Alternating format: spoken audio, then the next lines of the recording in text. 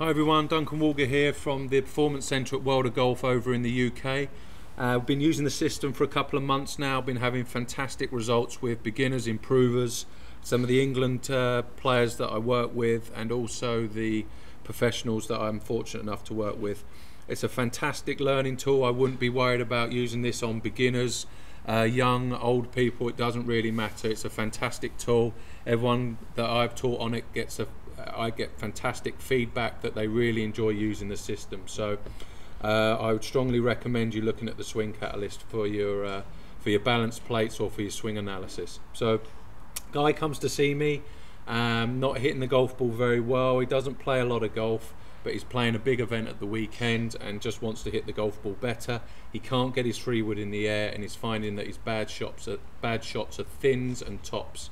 So he's got a 6-iron here, and as we can see when I run the swing through on the left hand side, we can see his pressure in his left leg actually increases slightly, but he doesn't shift into his right side at all.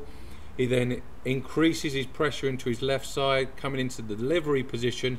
He's now worried that he's too steep, too narrow, he's going to crash into the ground, so he starts to pull out of the shot.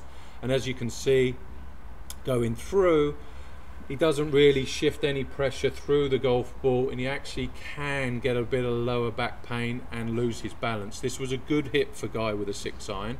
And then I said, well, as you can see, you don't shift your pressure, so let's start feeling as though we're going to shift to our right side. And also then you can feel as though the backswing will get a little longer. At the top of your backswing, I want you to feel as though you get a really good transition by squashing something under your left foot, and then you can go all the way to the finish where your weight's fully on your left side.